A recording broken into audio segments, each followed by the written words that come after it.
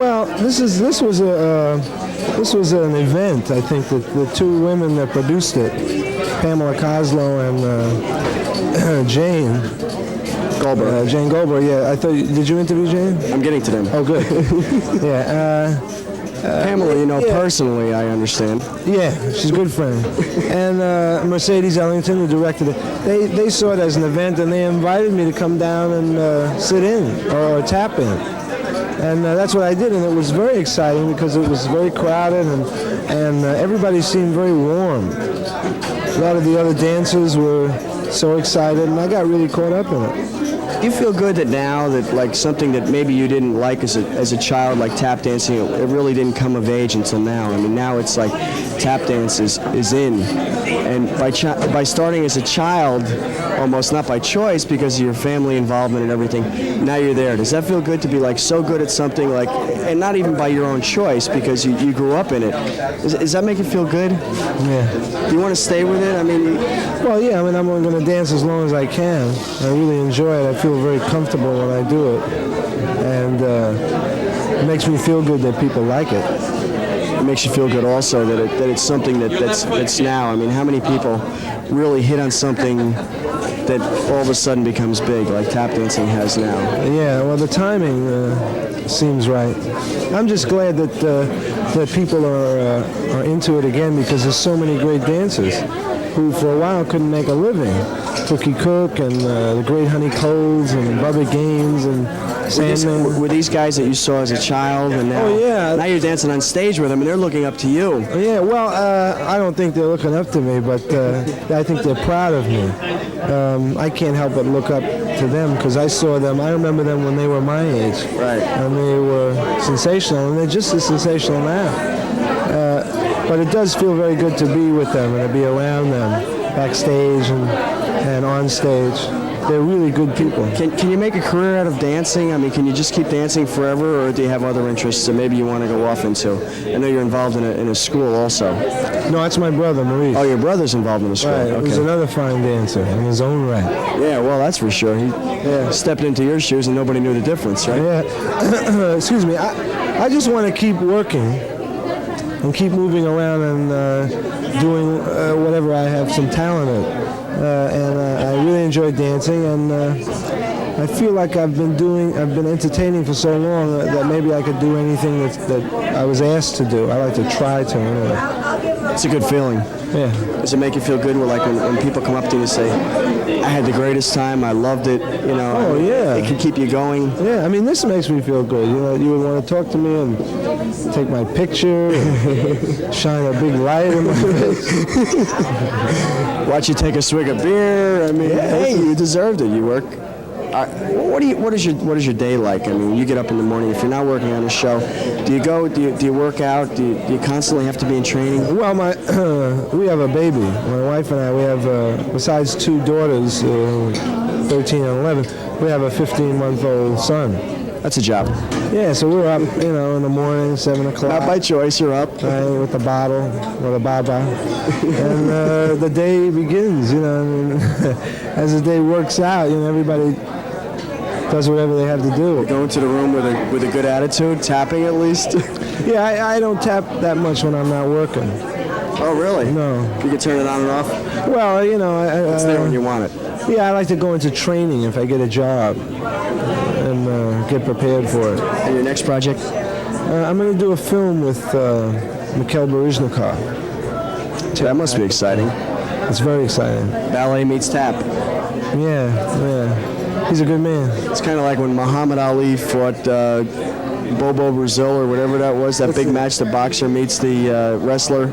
Oh, the Japanese wrestler? Oh, yeah, right. Yeah. The guy kicked him in the legs and he fell down. Yeah.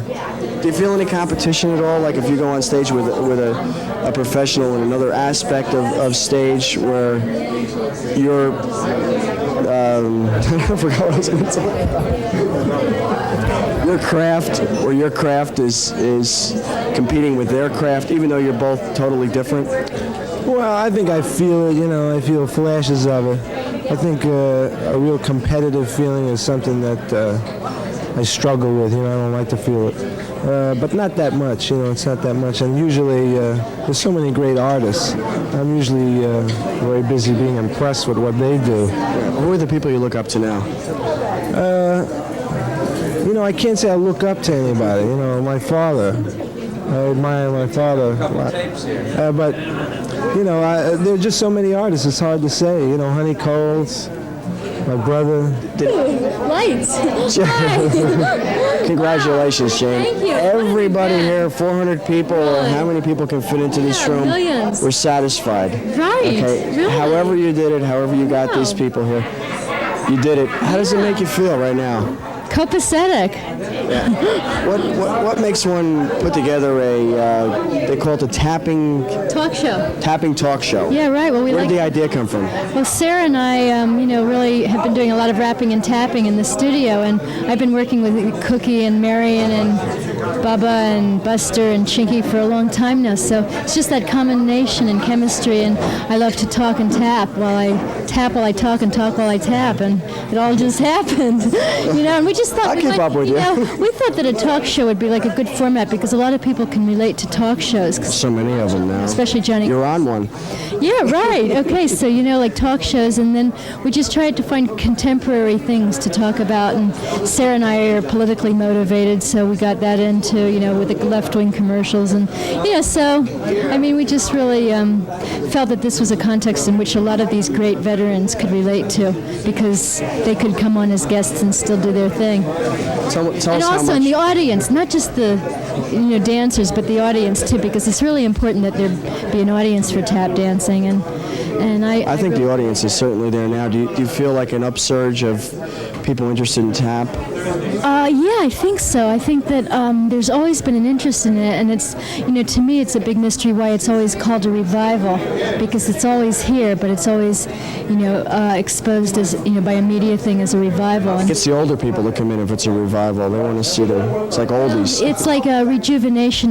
There are a lot of younger dancers out there too, and I just, I don't know what kind of balance it looked like tonight, but I just feel that there are a lot of young and old. There's a generation gap is what it is. Like there's a period of 30 years, and that, as a tap historian, I've been trying to find out what happened for the last 10 years to those 30 years when nobody was tapping. What have you come up with? I think people were tapping, but it was just like, I really do think the media plays a large part in it, and it's not just Broadway shows and TV. There's a million reasons. Floors, big bands shutting down, no more work, things dying out. But I think that there's also just that if it's still like something that's seen seriously and understood as an art form, then people will really appreciate it. And they're here and they love it. Yeah. How much work goes into it? You heard them listening to it tonight. It's a lot of work. I don't know what everyone else told you, but the thing I want to know what you told me. You put it together. The thing about tap is that it's like it's something that looks very easy,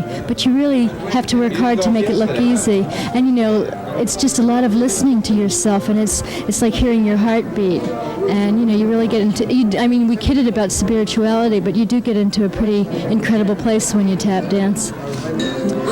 When you start the show, there's 400 people in the audience. Right. Okay, you start out at least 400 people. 300 paid, might be 500. Who knows? The Who audience counts? is kind of skeptical about what they're going to see because it's not something that's been performed many times before. Right.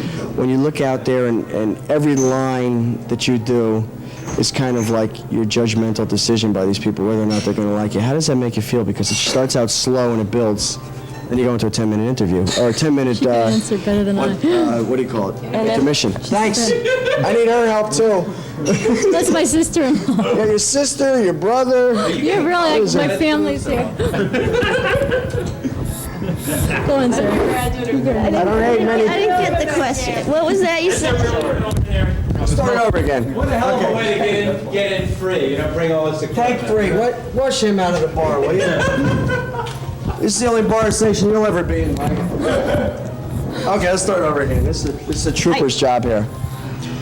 Question again. The lights go on. There's yeah. 400 people here. Nobody's ever seen this show. I never before. heard a skeptical person. She's asking me my questions. All right, take 3. Take 9. Don't you do takes? Okay. You better just go with it. Okay, let's just go with it. There's 400 people that come in here. They've never seen the show before. They've read about it in the newspaper. Their friends have told them. The show starts out real slow. You're on stage. Thanks. How do you? It does start out slow, and it builds. You have an intermission, then you have some celebrity guests come on. Right. What do you think about when those first lines come out? I mean, you're being judged by those. Let's start with My father. Let's start with you, Jane. Your father's I tell joke. one of my father's jokes. That's what I think about. Can I deliver this joke? Do you ever have to change? I mean, you've done it in rehearsal, obviously, a few times. Tonight, did you change anything than you rehearsed just to make it fit, or make the Yeah, audience? she told one of her father's jokes for the first That time. could have been written in. No, it wasn't. I thought of it like backstage. I was dressing, and I just said, I'm going to do this. Everything's ad-lib. Did it work? Well, someone that one left. worked. That There was one one guy that was frowning the whole time. I couldn't believe it. And you kept watching him. No, well, I do focus on the negative a lot, but, I thought it was a funny joke. Hot tamale. Do you want me to tell you the joke? What was that joke again? Okay, the joke was, my mother's name is Molly Goldberg, and the joke was, my father's cool to other women, but he's always hot tamale. Hey, there you go.